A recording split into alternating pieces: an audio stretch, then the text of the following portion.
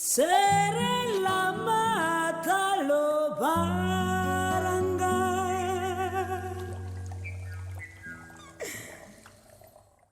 Leslie Canaan, au-delà d'être coach, c'est, comme je le dis souvent, un être de lumière. Pourquoi ? Parce que je suis sur Terre pour venir mettre de la lumière sur les zones d'ombre, aider les personnes à faire ressortir le meilleur d'elles-mêmes et de tout ce qu'il y a de plus beau.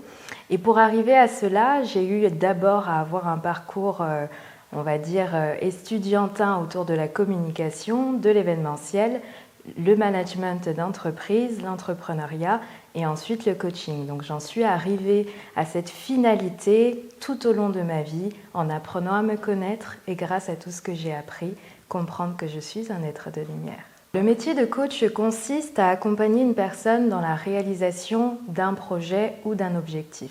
Donc en fait, le coach, il est formé à poser les bonnes questions, à pouvoir aider la personne dans son cheminement de réflexion pour pouvoir ensuite élaborer le plan d'action pertinent qui lui permet d'atteindre un objectif ou réaliser un projet. Il y a pas mal de plus-values grâce au coaching. Déjà, personnellement, je sais que ça a complètement transformé ma vie. La femme que je suis aujourd'hui n'a rien à voir avec la femme que j'étais il y a 10 ans, enfin la jeune fille que j'étais il y a 10 ans. Aujourd'hui, je suis une jeune femme. Et je vois très bien qu'au travers de mes réseaux, même le contenu gratuit que je peux publier vient apporter de la valeur. Je reçois beaucoup de messages de personnes qui me remercient pour tout ce que j'ai publié, qui me disent que ça les a aidés à réfléchir, que ça les a même parfois aidés à se lancer dans un projet. Donc j'ai des retours assez différents, mais qui sont toujours les mêmes. C'est que ça motive, ça encourage, ça booste et ça permet d'aller un petit peu plus vite dans la réalisation de certaines choses de sa vie plutôt que de rester dans ses croyances limitantes. On va dire que ma cible principale qui me tient vraiment à cœur, c'est la jeunesse. Simplement parce qu'effectivement, je m'identifie à elle et elle peut facilement s'identifier à moi. Mais dans la réalité des choses, je travaille aussi avec des personnes qui ont un certain âge, que ce soit en coaching privé, qu'ils soient employés d'entreprise, directeurs ou entrepreneurs. Mais la cible qui tient mon cœur, qui porte mon cœur, c'est vraiment la jeunesse, parce que c'est la jeunesse qui construit notre monde de demain et elle a besoin d'être guidée, elle a besoin d'être équipée et elle a besoin de pouvoir être orientée de la meilleure manière possible pour réaliser leurs rêves. Créactive est une société que j'ai créée juste après le premier confinement qu'on a connu au Congo-Brazzaville, où en fait je me suis rendu compte en étant là confinée qu'il y avait certaines problématiques ambiantes, notamment cette problématique de connaissance de soi, de développement de soi, d'apprentissage, de capacités que nous pouvons développer, qui manquaient énormément ici au Congo-Brazzaville et même dans le monde en général. Et au fur et à mesure de mes réflexions sur ma propre vie, sur le pourquoi je suis ici aujourd'hui, j'en suis arrivée à la conclusion que j'ai un parcours, en tout cas autour de la communication, l'événementiel, d'accord. J'ai mon diplôme de coach, pourquoi pas lancer une entreprise qui regrouperait un petit peu tout ça et qui permettrait aux personnes justement de révéler leur potentiel et se développer dans leur vie. Et donc à la sortie du confinement, j'ai commencé à m'entourer d'une petite équipe pour commencer à construire ce que vous connaissez aujourd'hui, Créactive Coach, Créactive Communication et aujourd'hui le Creative Center où j'accueille des entrepreneurs pour les accompagner dans la réalisation de leurs projets en leur donnant un espace où ils peuvent venir travailler, connexion internet, un espace très chaleureux, confortable, où on met de la musique zen d'ailleurs pour les aider à être plus concentrés et du coup qui aujourd'hui fait aussi office d'incubateur de projets et de start-up innovantes. Merci de considérer que j'ai un impact positif et en tout cas que je m'exprime bien devant une caméra. Je pense que c'est un don, un talent que j'ai depuis très jeune et que j'ai au fur et à mesure du temps aiguisé. Je me suis pas mal entraînée devant mon miroir et devant mon lit à faire des conférences, animer, etc. Et donc C'est mon affaire est une émission, une idée d'émission que j'ai eue, c'était au mois de juin il me semble, ou avril 2020, et que justement j'ai lancé pour pouvoir permettre à des entrepreneurs de partager leur histoire et au travers de coaching aux téléspectateurs de pouvoir finalement se poser les bonnes questions, être inspirés et encouragés par le parcours des autres et ensuite faire une introspection personnelle pour avancer également. Et donc cette émission, je l'ai commencée en la publiant sur YouTube et à la suite de cela, lorsque C-Direct a décidé de se développer ici au Congo-Brazzaville, j'ai eu à contacter le directeur qui a bien apprécié le concept et a proposé que l'émission puisse passer sur la chaîne C-Direct. Donc au-delà de YouTube, cela passe également sur C-Direct. On n'est pas parfait les coachs et je pense que la plus grande difficulté à laquelle moi je fais face et je pense la plupart des coachs, c'est cette idée que parce qu'on est coach, on est censé être parfait ou on n'a pas le droit à l'erreur ou alors quand ça ne va pas, on n'a pas le droit de le montrer parce qu'on est censé avoir tous les outils pour justement ne pas se retrouver dans ces états. Et en fait non, c'est faux parce qu'on a tous nos problèmes, on traverse tous des périodes difficiles.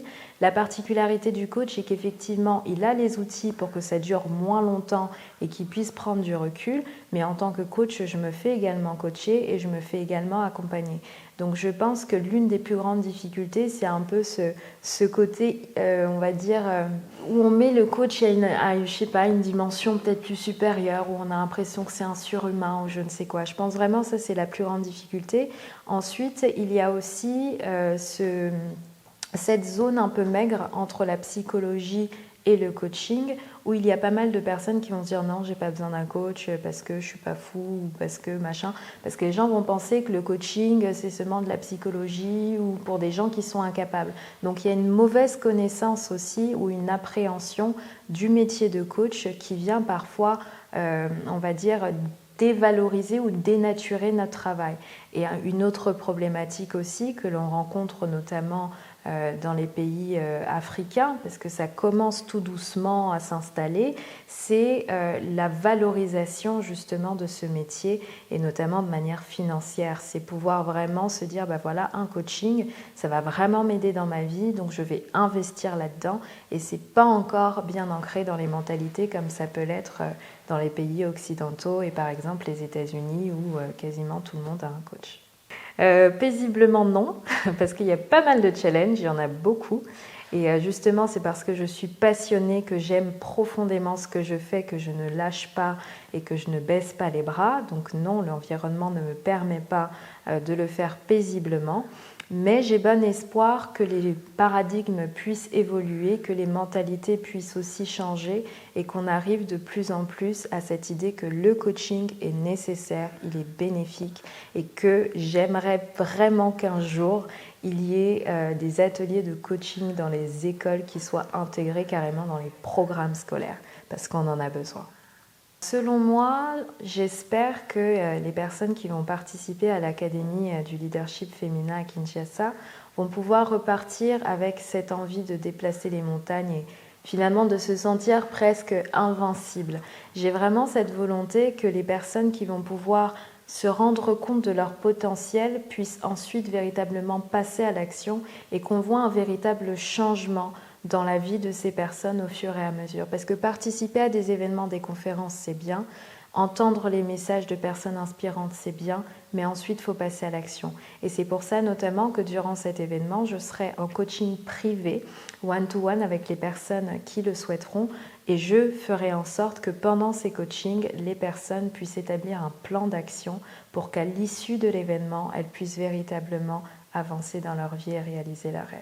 Le mot de la fin, je vais l'adresser vraiment à la jeunesse parce que je dis aujourd'hui le privilège, l'honneur de faire partie de cette jeunesse montante qui a l'opportunité de pouvoir être aux côtés de certaines personnes d'influence et à impact dans le monde, des personnes qui aujourd'hui ont beaucoup à transmettre et auprès de qui je peux apprendre.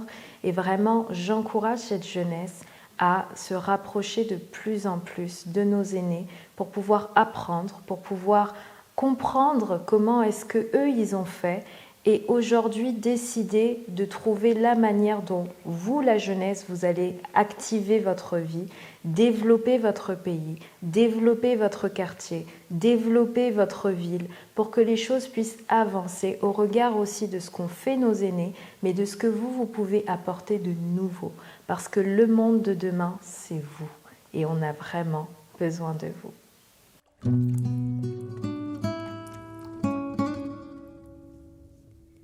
Sere la mata lo baranga